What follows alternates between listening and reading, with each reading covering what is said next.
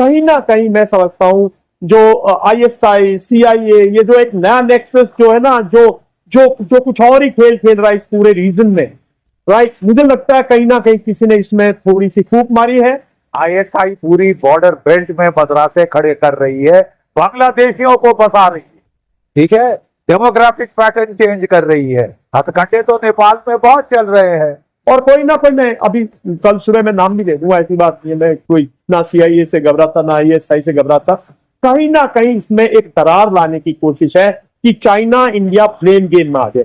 मैं तो बिल्कुल नहीं चाहता कि इंडिया जो है चाइना से किसी किस्म पे ट्रस्ट करे। जो उनका फास्ट ट्रैक प्रोजेक्ट है जो पॉलीचंद्र इंजीनियरिंग कंपनी और चाइना ओवरसीज को है, वो 28 बिलियन 28 बिलियन 53 करोड़ का जो है वो चाइना कर रहा है। जो इनका अपर त्रिशूली 1 हाइड्रो पावर प्रोजेक्ट है 216 मेगावाट का, वो चाइना कर रहा है। किसी बाहरी हाथ का इसमें, किसी फॉरेन हैंड का, चाइना का या पाकिस्तान, आईएसआई, यूएस का अभी भी सिचुएशन में शायद हाथ है, क्योंकि ये ज्वालामुखी की तरह था। तो भारत से बात आएगी एक दिन, हमारे डोर पे जब चीज खड़ी हो तो घर के अंदर घुसेगी भाई, ऐसे नहीं तो ऐसे घुसेगी। तो मेरा मानना ये है कि भारत को बिल्कुल नहीं चकना चाहिए किसी चाइना से, किसी अमेरिका से, किसी से नहीं। आजकल सोशल मीडिया पे तो जिसका जो मन आता है जनरल वो डाल देता है। कोई कह रहा है भारत करा रहा है, कोई कह रहा है शी जिनपिंग करा रहा है, कोई कह रहा है ट्रंप करा रहा है। General what is happening?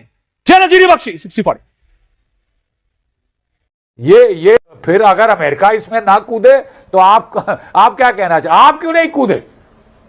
आपने क्यों नहीं इसको समझा ग्राउंड सिचुएशन को?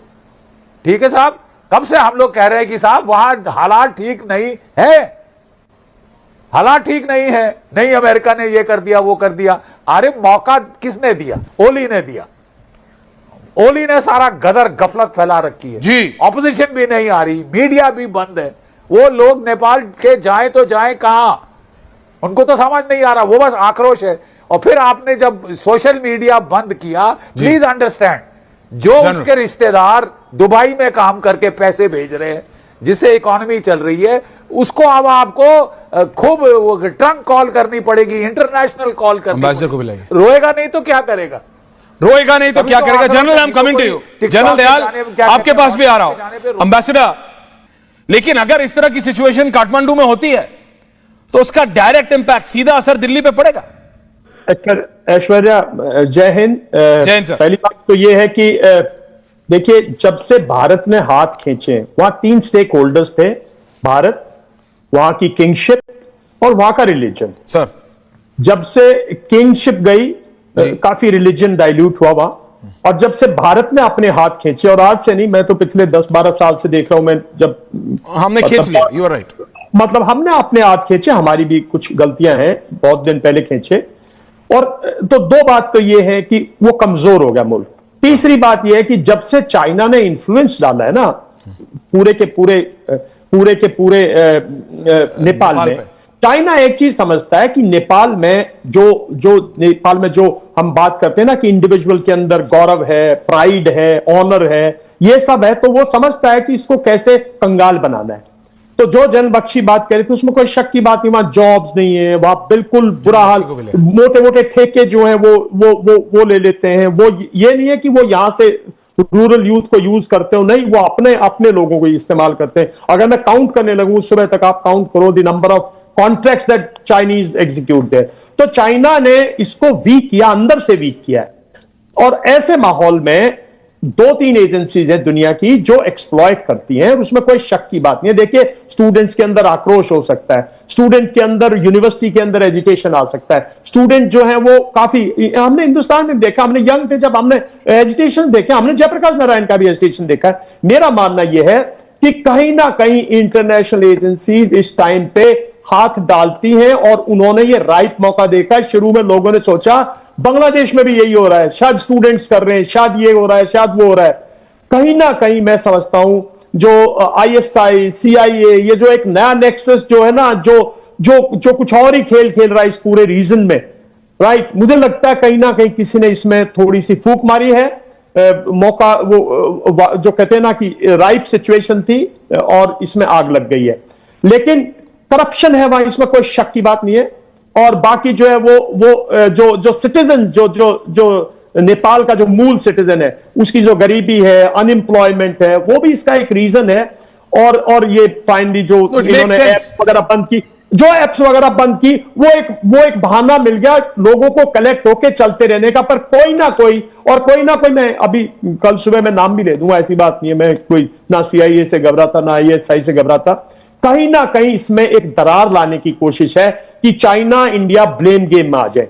मैं तो बिल्कुल नहीं चाहता कि इंडिया जो है चाइना से किसी किस्म पे ट्रस्ट करे, लेकिन ब्लेम गेम में पॉपुलेशन, हमारा इंटरेस्ट पॉपुलेशन। देखिए, जब अग्निवीर पे भी मैं बोलता था, बार बार मैं कहता था कि इस इलाके में स्टेबिलिटी के लिए नेपाल स्टेबल रहना, भूटान स्टेबल रहना, भूटान हमारे नेपाल पक्ष में रहना बहुत जरूरी है, बिकॉज वो तो हमारे बहुत जरूरी पार्ट है। जैसे वो हमारी इंटरनल पार्ट ना हो, वो हमारे श्रीनगर JNK ना हो, हमारा लेह लद्दाख ना हो, वो हमारा मतलब हिमाचल ना हो, वो हमारा उत्तराखंड ना हो, लेकिन वो हमारे लिए इतना ही जरूरी है, buffer state between China and us. नहीं, लेकिन जनरल दयाल और जनरल बख्शी, एक सवाल आप दोनों से पूछा, जनरल बख्शी आपसे, professor coming to you, Awadhesh ji आ रहा हूं। जनरल साहब, ये जो हमने बांग्लादेश में देखा था, उसके अंदर भी ISI और CIA का प्ले था। अभी जिस तरह से ट्रंप ने, शहबाज शरीफ करो या फिर जो आपके दोस्त हैं वो मुल्ला मुनीर, उनको जो गोदी में उठाया हुआ है, it could very well be their dirty tricks department. ISI और CIA एक साथ आ जाए और दोनों का मैसिव फुटप्रिंट है काठमांडू में, जनरल बख्शी, और उन दोनों को सूट करता है। नहीं, देखिए, नेपाल में बड़े दर्जे, बड़े पैमाने पे कन्वर्शन हो रही है, उसके पीछे भी इंटेलिजेंस एजेंसीज का हाथ है। ISI पूरी बॉर्डर बेल्ट में मदरसे खड़े कर रही है, बांग्लादेशियों को बसा रही है, ठीक है, डेमोग्राफिक पैटर्न चेंज कर रही है। हथकंडे तो नेपाल में बहुत चल रहे हैं, ठीक है, और बोला जाता था कि वो देबुआ साहब और ये जो है ये शेयर करेंगे टाइम अपना। ये कम्युनिस्ट आते हैं, ये चीन के चहेते हैं, उसके बाद चीन की डीप पॉकेट्स हैं, ये जाने का नाम नहीं लेते, और कम्युनिस्ट को बिठा के हम बड़े खुश हो रहे हैं। साहब, आप भी तारीफ कर रहे हैं प्रचंडा की, ठीक है साहब, वो JNU में पढ़ा हो, लेकिन है तो माओइस्ट कम्युनिस्ट, और असली रंग उसने भी दिखा दिए थे जब वो वहां पे राज्य कर रहा था। देबुआ की बात क्यों नहीं करते, कांग्रेस की बात क्यों नहीं करते, सेकंड लार्जेस्ट पार्टी है, ठीक है, वहां पे। तो मेरा कहने का मतलब यह है कि वहां पे जो लोगों में जेन्युइन आक्रोश है, ये मैन्युफैक्चर्ड नहीं है साहब, इट इज नॉट मैन्युफैक्चर्ड। वहां पे एम्प्लॉयमेंट नहीं है, इकोनॉमिक अपॉर्चुनिटीज नहीं है। अगर आप ओली खानदान के हो, प्रचंड खानदान के हो, तो आपकी पांचों उंगलियां घी में है। अगर आप ऑर्डिनरी नेपाली हो तो आपकी तो बुरे हाल है साहब। पर बांग्लादेश में भी ऐसा ही था सर। शेख हसीना का परिवार, खालिदा जिया का परिवार या तो आयरलैंड में रहता है, नहीं तो लंदन में रहता है। उनके मामा के, चाचा के, भतीजा के, नानी के, दादी के पोती भी लंदन में नाइट्स ब्रिज में रह रहे हैं, नहीं तो मेफेयर में, हाइड पार्क में उनकी खिड़की हाइड पार्क में खुलती थी। बांग्लादेश में भी यही है, नेपाल में। लेकिन प्रोफेसर तनेजा, इसका असर भारत पे पड़ता है। और जहां तक चाइना के इन्वॉल्वमेंट की बात है, ये चाइना के इन्वॉल्वमेंट में बस देख रहा था, अगर आप गौतम बुद्धा इंटरनेशनल एयरपोर्ट देखें, चाइना बना रहा है। जो उनका फास्ट ट्रैक प्रोजेक्ट है, जो पॉलीचंद्र इंजीनियरिंग कंपनी और चाइना ओवरसीज को है, वो 28 बिलियन 28 बिलियन 53 करोड़ का जो है वो चाइना कर रहा है। जो इनका अपर त्रिशूली 1 हाइड्रो पावर प्रोजेक्ट है 216 मेगावाट का, वो चाइना कर रहा है। नेपाल राष्ट्र बैंक, नेपाली रुपया कौन प्रिंट कर रहा है? China bank note printing and minting corporation, China Nepal का पैसा प्रिंट कर रहा है। जो उनका बेल्ट रोड इनिशिएटिव है BRI, उसमें 2017 से अगर सबसे बड़ा कॉन्ट्रैक्ट है तो वो सारी 120 चाइनीज कंपनीज हैं। प्रोफेसर जी, नमस्कार ऐश्वर्या जी, बाकी सबको भी नमस्कार। चाइना सिर्फ नेपाल में नहीं कर रहा ऐश्वर्या जी, क्योंकि आपने बात यहां से शुरू करी है तो मैं यहीं से आगे बढ़ाऊंगी। चाइना का जो इस समय सिचुएशन है वो पूरे साउथ एशिया को ही अपने डेट के अंदर डुबा चुका है। श्रीलंका में देखें तो ये हाल है, म्यांमार में देखें तो ये हाल है, अफगानिस्तान पूरा उनके डेट के अंदर डूब चुका है। केवल एक इस पूरे साउथ एशिया के समीकरण में केवल एक भारत है जिन्होंने ना तो BRI को एक्सेप्ट किया और ना चाइनीज लोन के अंदर दबने का वो किया। लेकिन ये होते हुए भी, ये स्थिति होते हुए भी, ये केवल नेपाल की क्योंकि नहीं है और पूरे साउथ एशिया की है। चाइना के मंसूबे हम सब जानते हैं, लेकिन मैं बाकी सब विशेषज्ञ विशेषज्ञों से इस समय सहमति रखती हूं कि आज मुझे नहीं लग रहा अभी कि ये किसी बाहरी हाथ का, इसमें किसी फॉरेन हैंड का, चाइना का या पाकिस्तान, आईएसआई, यूएस का अभी के सिचुएशन में शायद हाथ है, क्योंकि ये ज्वालामुखी की तरह था। श्रीलंका ऑलरेडी परेशान है। अगर नेपाल में ये हुआ, पाकिस्तान हमें ऑलरेडी पता है, अफगानिस्तान की हमें पता है क्या है, तालिबान से हम डील कर रहे हैं, हम अपनी जीभ काट के अफगानिस्तान से बात करते हैं। अगर नेपाल में यह सिचुएशन हुई तो भारत क्या सोचेगा सात समंदर पार की? हम तो चारों तरफ से घिर जाएंगे। और अभी जैसे जनरल साहब बता रहे थे कि आईएसआई पूरी डेमोग्राफी चेंज करने की कोशिश कर रहा है, लेकिन ये जरा जो एरियल शॉट आया नया देखिए तो कितने लोग सड़कों पे हैं। ये सिर्फ एक्स और व्हाट्सएप की वजह से है क्या? नहीं, दे आर फ्रस्ट्रेटेड, वो परेशान है, उनके पास नौकरी नहीं है, उनके पास काम नहीं है, उनको पता नहीं करना क्या है। चंद सेकंड के बाद चलते हैं वीडियो के बाकी हिस्से की तरफ। भारत की बर्बादी शुरू हो चुकी है। नेपाल, पाकिस्तान, अमेरिका सब मिलकर भारत पर हमला करने वाले हैं। मजीद इसके ऊपर जनरल बख्शी और भारतीय मीडिया चीख चिल्ला रहा, आइए आपको दिखाते हैं। ये है कि यहाँ पर इस मालवाहक जहाज के साथ साथ कुछ अमेरिकी सैन्य अधिकारी आए हैं जो 3 स्टार रैंक के हैं। अब ये 3 स्टार रैंक की बात क्या है? साथ ही पाकिस्तान की तरफ से भी मुल्ला मुनीर के डिप्टी बाढ़ राहत सामग्री लेने पहुंचे। ऐसे में सवाल उठ रहे हैं कि बाढ़ के नाम पर जो मदद अमेरिका ने भेजी है उसकी सच्चाई क्या है? क्या ये मदद है या कुछ और है? पाकिस्तान की मदद में खुलकर ट्रंप सामने आ चुके हैं। जी हां, अमेरिकी C-17 की पाकिस्तान के नूर खान एयरबेस पर लैंडिंग हुई पड़ी, जिसने ये बताया है कि अमेरिका पाकिस्तान के कितना करीब हो गया है, या यूं कहें कि पाकिस्तान और अमेरिका एक साथ मिलकर फिर एक दूसरे की मदद कर रहे हैं।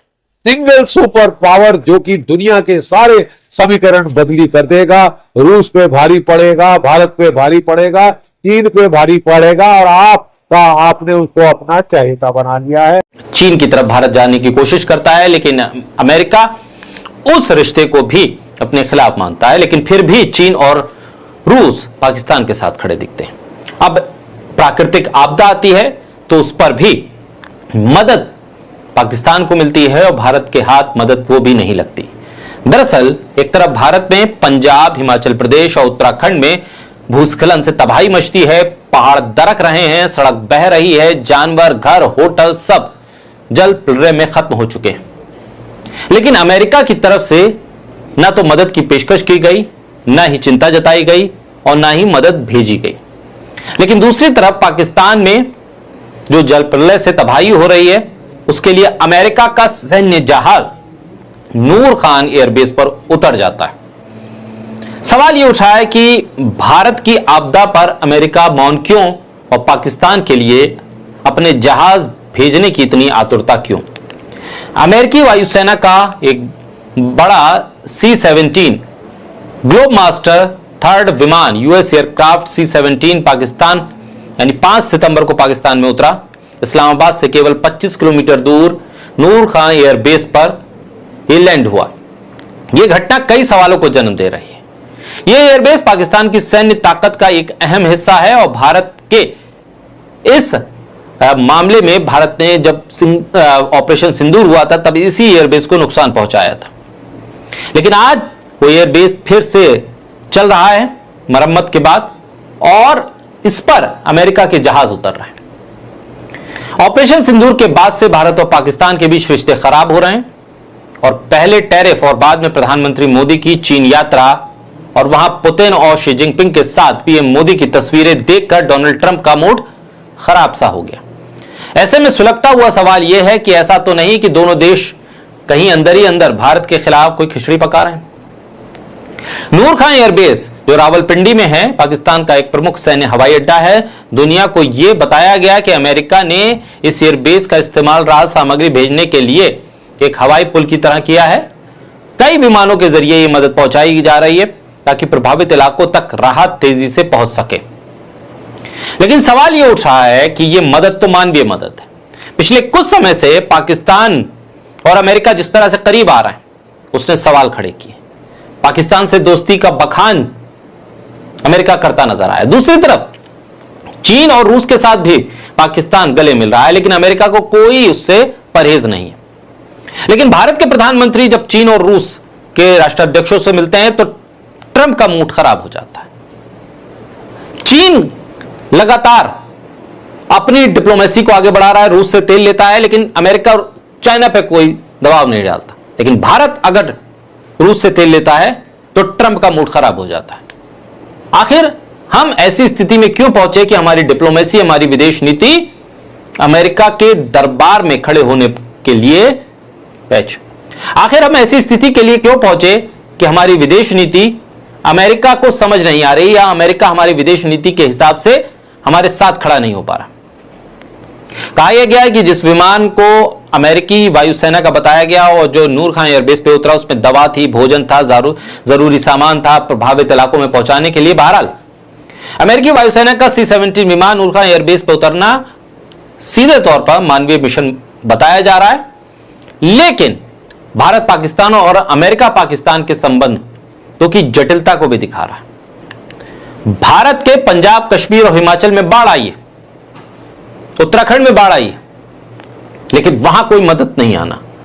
और इस घटनाक्रम में पाकिस्तान के लिए दिल खोलकर अमेरिका का खड़ा हो जाना विदेश नीति के कई पहलुओं को उजागर करता है, उसकी कमजोरियों को बताता है। इस पर ध्यान देने की जरूरत है। सिंगल सुपर पावर जो कि दुनिया के सारे समीकरण बदली कर देगा। रूस पे भारी पड़ेगा, भारत पे भारी पड़ेगा, चीन पे भारी पड़ेगा, और आपने उसको अपना चहेता बना लिया है, भारत को तज कर, भारत को त्याग कर। Jake Sullivan, former national security adviser United States के, कह रहे हैं कि साहब अमेरिका ने बड़ी भारी भूल की है, अमेरिका ने बहुत बड़ा सेल्फ गोल कर लिया है, भारत को लताड़ कर, भारत को का परित्याग करके और पाकिस्तान को अपना कर। बहुत बड़ी भूल हुई है। न्यूज़पेपर्स कह रहे हैं, निकी हेली कह रही है, तुलसी गैबर्ड कह रही है, और भी काफी नेता रूबिन वगैरह जो हैं वो सब कह रहे हैं कि साहब ये बड़ा भारी सेल्फ गोल है। आपके मीडिया कह रहा है, मेन स्ट्रीम मीडिया कह रहा है कि बहुत बड़ा सेल्फ गोल कर लिया। So is it leading to rethink in the United States? अगर डोनाल्ड साहब की ट्रंप जो ट्वीट्स हैं, जो उनकी ट्रूथ सोशल की पोस्ट्स हैं, उनको देखा जाए तो बड़ा कंफ्यूजन लग रहा है। कोई कुछ कह रहा है, कोई कुछ। C-17 जहाज नूर खान एयरबेस पहुंच गए हैं, क्या करने हमें समझ नहीं आया। इतना लव फेस्ट अगर पाकिस्तान के साथ हो रहा है साहब, तो फिर थोड़ा हम भी। जैसा कि आपने देख लिया किस तरह झरना बख्शी रो रहा है। मजीद अगर इस तरह की रिएक्शन वीडियो देखनी है तो हमारे चैनल क्रिकेट4 को सब्सक्राइब कर लें। वीडियो पसंद आई हो तो वीडियो को भी लाइक और दोस्तों के साथ शेयर ज़रूर कर लें। जो भाई दोस्त चैनल पर नहीं हो वो चैनल को सब्सक्राइब करके नोटिफिकेशन को भी ऑन कर लें, ताकि न्यूज़ जो भी वीडियो आएगी वो बआसानी आप तक पहुंच जाएगी। आज के लिए इतना ही, मिलते हैं इंशाल्लाह किसी नेक्स्ट वीडियो में। तब तक के लिए अल्लाह निगहबान।